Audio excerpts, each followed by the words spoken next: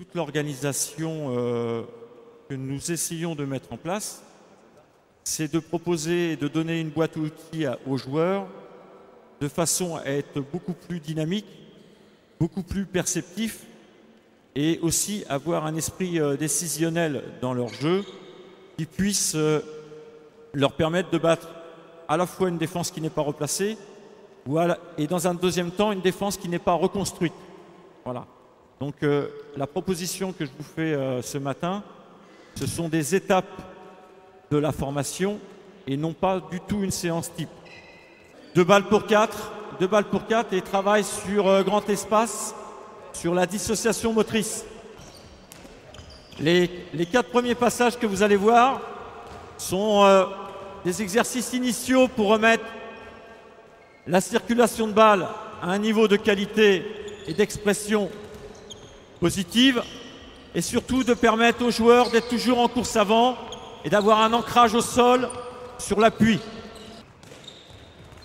Toute la difficulté de l'exercice, c'est de garder, selon les endroits et selon les mouvements, une circulation de balles qui fait que le joueur qui reçoit puisse jouer immédiatement sur la balle qu'il reçoit.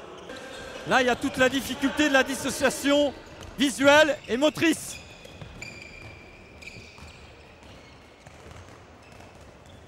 N'ayez pas peur, essayez d'aller plus vite, essayez d'aller plus vite, essayez d'aller plus vite,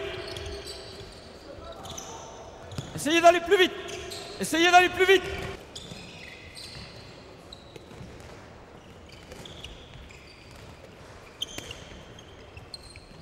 Prêt? Prêt? Hop! Là, la qualité de circulation est indispensable. La qualité de circulation est indispensable. Allez, allez, allez, allez, allez. Passe au but. Ancrez le point d'appui vers le but. Le point d'appui vers le but. Enchaînez, enchaînez, enchaînez, enchaînez, enchaînez, enchaînez. Désengagez-vous vers l'extérieur. Désengagez-vous vers l'extérieur. Désengagez-vous vers l'extérieur. Donc une fois que vous avez fait ce travail de première approche, on l'associe avec des ailiers.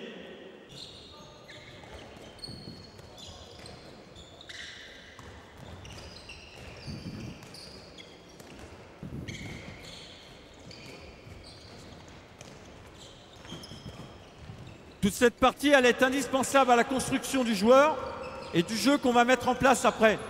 On a pris 2 options principales qui sont la rentrée de l'ailier ou la rentrée de l'arrière. Et après, vous verrez que je vous amènerai la rentrée du demi-centre en finale. Et donc, c'est tous les éléments techniques à travailler en rentrant. D'accord? Et là, on joue un croisé de fixation dans le jeu arrière-ailier. Voilà. La balle est redonnée au demi-centre. On permet à l'ailier de rentrer. Renversement. Jeu de fixation. On exagère le point de fixation à l'opposé de l'ailier qui est rentré et qui va recevoir la balle. Le demi-centre ne doit jamais donner la balle sur le joueur, mais il doit la donner dans l'espace avant. Si vous donnez sur le joueur, la défense se regroupe. Dans l'espace avant, personne ne va aller défendre dans la zone. Fixe, donnez du rythme dans la circulation. Allez, allez, allez, allez, allez, allez, allez, allez. Enchaîne, enchaîne, enchaîne, fixation, fixation. Voilà, enchaîne. Vincent, tu redonnes l'arrière, l'arrière. Paul, allez. Enchaîne, enchaîne, enchaîne. Fixez, fixez, enchaîne, allez.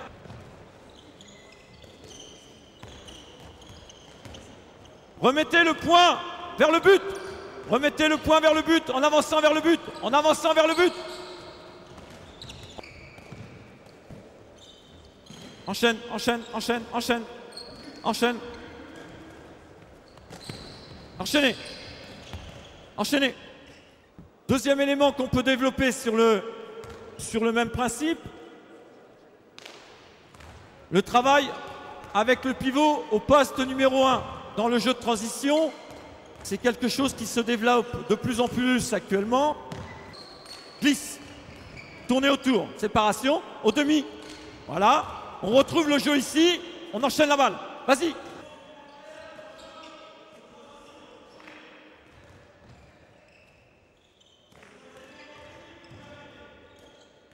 Là, l'élément important qu'on a amené dans le jeu de transition que vous allez voir plus tard, c'est le positionnement du pivot.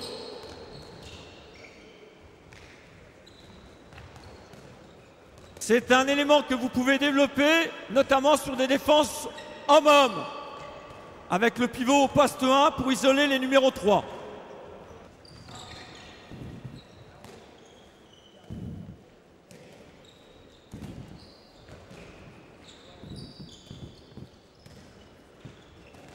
Gardez la jeu de séparation sur le travail qui va être présenté, à la fois une passe longue de contre-attaque, à la fois une passe... Attendez, on va le démontrer tranquillement. Une passe longue de contre-attaque et à la fois aussi un travail de rentrée d'arrière qu'on va exploiter dans ce travail de circulation et de tir et de préparation au tir. Donc on a toujours ici, par la rentrée de l'arrière, le travail de positionnement, de jeu de séparation, dans un premier temps, pour recevoir. Et ensuite, le jeu autour du joueur entré, qui est un point de fixation.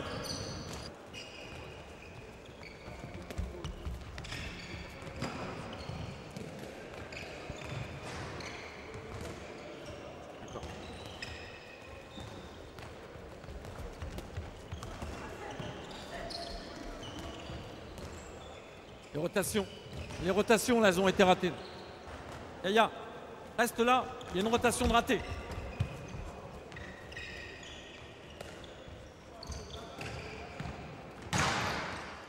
Donc là, c'est une étape sur tout le terrain, sur le grand espace. On va revenir sur un espace réduit en secteur concentré. Une autre étape. Donc là, après la phase de manipulation tout à l'heure où on a travaillé les éléments techniques, on les retrouve en situation de tir. Immédiatement après avoir pris le tir, le demi-centre revient en arrière. Et un des jeux aussi pour battre une défense qui n'est pas reconstruite est le jeu en croisé entre le demi-centre et l'arrière latéral gauche. Pas de contre dans un premier temps. Ouais.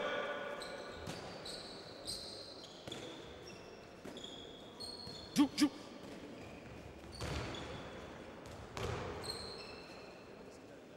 Dans la zone, pas sur lui.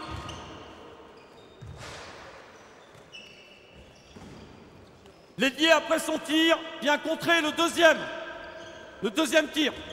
L'ailier, après son tir, vient contrer le deuxième tir. Enchaînez.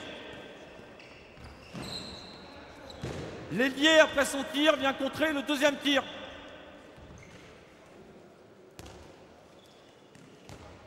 Sacha, tu peux ramasser les balles?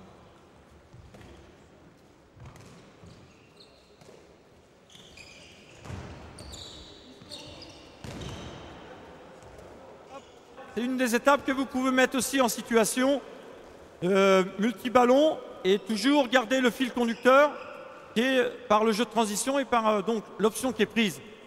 On a prise ce matin qui est la rentrée de l'ailier ou de l'arrière. On passe à 5 contre 5. Okay. 2 gardiens, un gardien passeur là-bas avec une réserve de balles.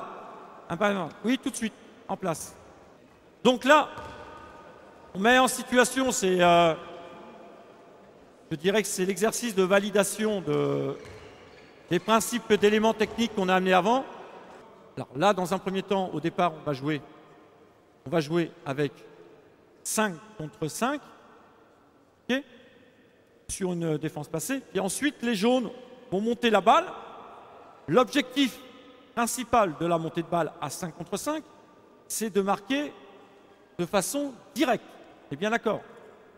Le jeu de transition, il ne vient que dans un deuxième temps.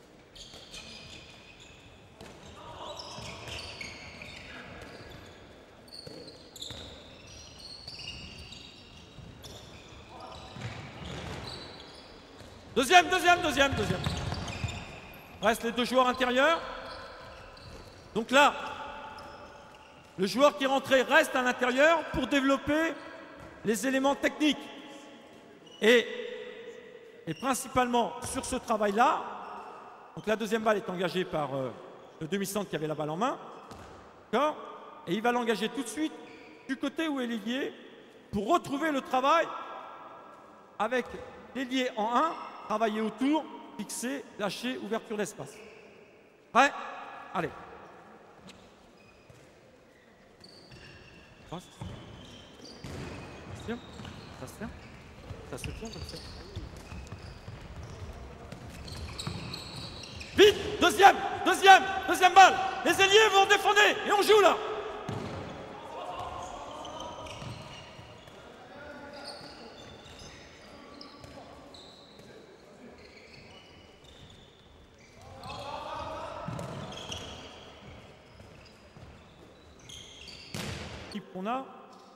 On a un joueur droitier au poste d'arrière droit. D'accord? Un joueur arrière droitier au poste d'arrière gauche.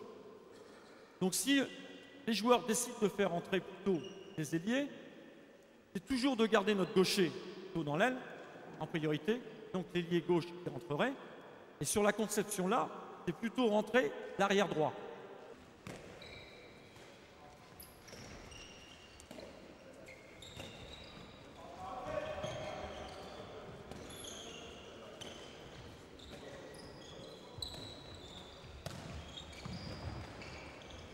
Deuxième, reste dedans.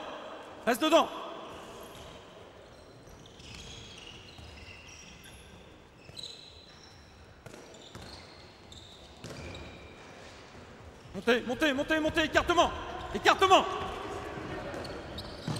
Jeu de transition.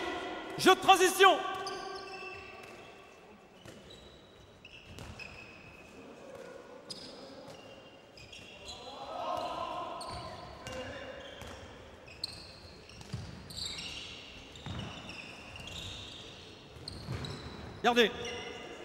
Deuxième. Écartez, joue, Axel. Allez.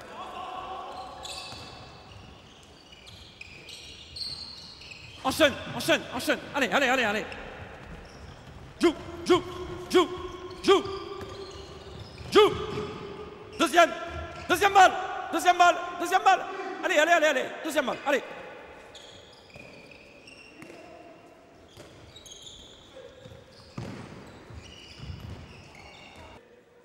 Ouais. Jouez. Deuxième balle et on enchaîne.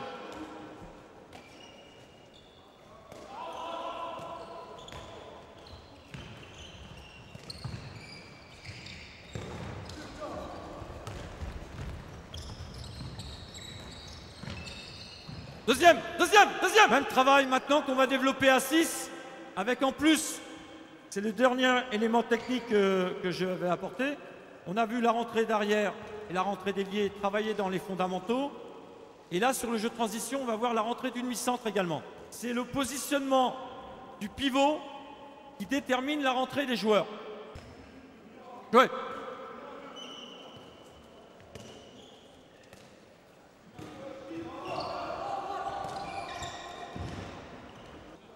Faut percevoir avant.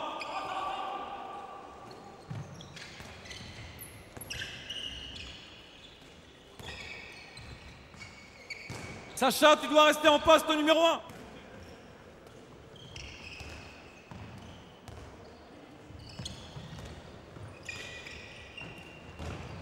Jouez. Allez.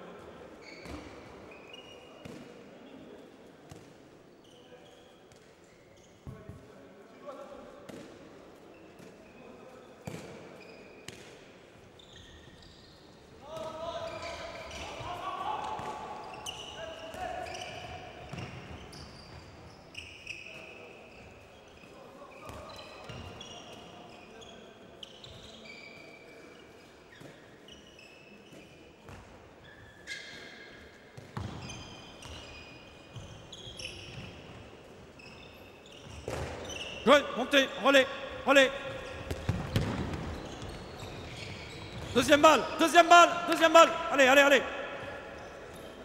Termine là-dessus. C'est la dernière, ça.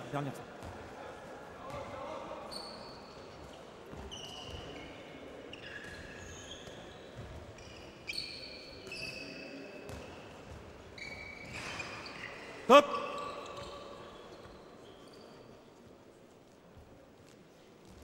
On est là. Le jeu est de plus en plus rapide.